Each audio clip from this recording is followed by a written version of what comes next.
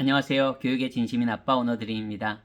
이번 영상에서는 팬데믹 이후에 말레이시아 조기 유학으로 이제 고려하시는 분들도 많이 늘은 것 같고요. 또 이제 그 코로나 전처럼 말레이시아로 또 많이들 들어오시는 것 같습니다. 참고로 뭐 서말레이시아라고 하죠. KL, 쿠알라룸푸르, 페낭, 조호바루 가장 많이 선호하시는 곳들이고 심지어는 동말레이시아에 있는 쿠칭에까지도 그렇게 많은 분들이 관심을 가지시는 것 같아요. 근데 쿠칭에 대한 뭔가 오해를 하시는 부분들이 있는 것 같아서 그 부분을 명확하게 한번 말씀드려 보려고 합니다. 대부분 분들이 동말레이시아 쿠칭을 고려하실 때 쿠칭은 말레이시아 국제학교 학비가 굉장히 저렴해. 예, 맞습니다. 쿠칭만큼 말레이시아 국제학교 학비가 저렴한 곳은 서말레이시아에서는 정말 찾기가 어렵습니다. 하지만 여기서 이제 그런 오해가 생기는데요. 쿠칭이 국제학교 학비가 싸니까 그러면 생활비도 동말레이시아니까 생활비도 서말레이시아에 비해서 저렴할 거야. 이렇게 착각을 하십니다. 먼저 말씀드리면 쿠칭은 물가가 저렴하지 않습니다.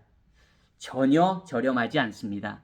여러분, 물가라는 건 뭐 이제 말씀드리겠지만 첫 번째 생활 물가 한번 말씀드리겠습니다.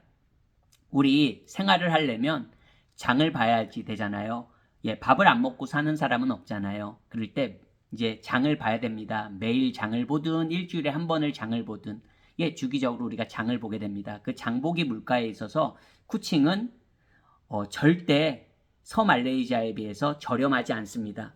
게다가 더 약간 큰 문제라고 하기에는 그렇지만 더 좀 충격적인 거는 이제 대형 마트에 가서 한 바퀴 쭉 둘러보시면 그 알뜰한 아주 생활의 달인이 아니신 일반 그냥 한국의 어머님들은 조금 멘붕이 오실 거예요. 예, 한국의 대형마트랑 비교했을 때 너무 체감적으로 다르다는 걸 느끼게 될 겁니다. 물론 당연하죠. 해외에서 어떻게 한국의 대형마트 그 똑같은 퀄리티를 얻을 수 있고 그런 물건들을 얻을 수 있겠냐마는 참고로 저희 가족도 해외 생활을 오래 해본 경험에서 말씀드리면 쿠칭의 대형마트를 이렇게 장보기를 가면 많이 좀 당황스럽습니다.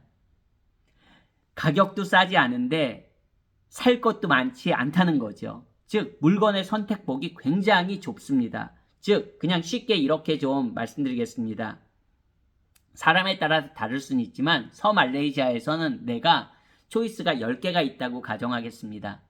물론 10개 중에 비싼 것도 있고 똑같은 상품이라고 가정할 때 10개의 초이스가 있습니다. 비싼 것도 있고 그 중엔 좀 중간 가격도 있고 저렴한 것도 초이스가 다양하다는 거죠. 서말레이시아는. 반면 쿠칭은 초이스가 다양하지 않습니다. 어떻게 보면 상중하에서 좀 표현이 그럴지 모르지만 중하에 몰려있고 가격은 오히려 KL이나 이런 서말레이시아에서는 상급의 가격을 내야 되는 경우도 있습니다.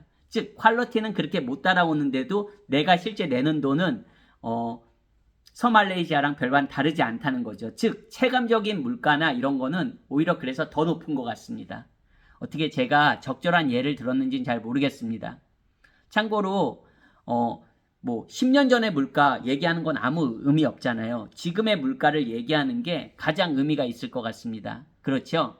따라서 쿠칭의 장보기 물가는 한국과 비교해서도 절대 저렴하지 않고 서말레이시아랑 비교해서도 이런 상품의 선택폭도 굉장히 적고 그리고 가격도 절대 싸지 않다.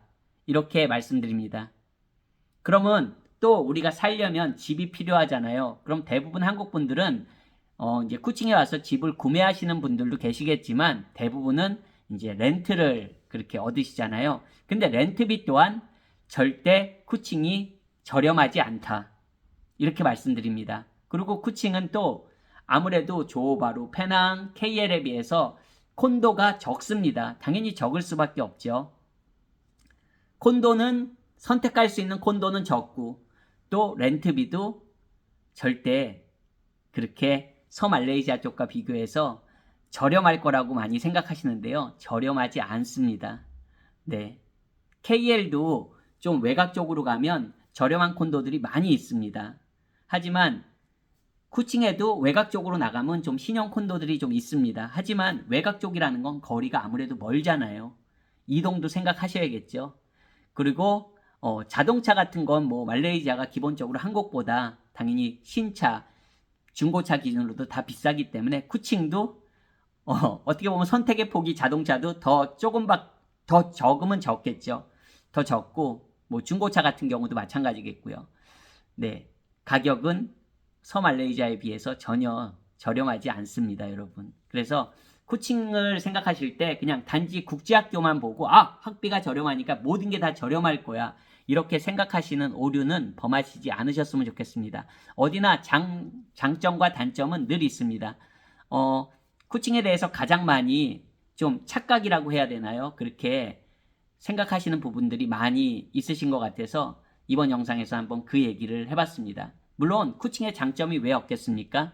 하지만 뭐 장점 이야기도 언젠간 하겠죠. 뭐 언젠간이 아니라 제 지난 영상들에서도 뭐 코칭의 장점에 대해서도 이야기한 영상들이 있으니까요. 오늘은 참고로 코칭에 오실 때 이런 물가적인 부분에서 내가 생활비, 내 비용적인 부분에서 그런 면도 여러분들이 조금은 다시 한번 고려해 봐야 될 점이라고 생각해서 한번 이야기해 봤습니다. 오늘 영상 시청해 주셔서 감사합니다. 안녕히 계세요.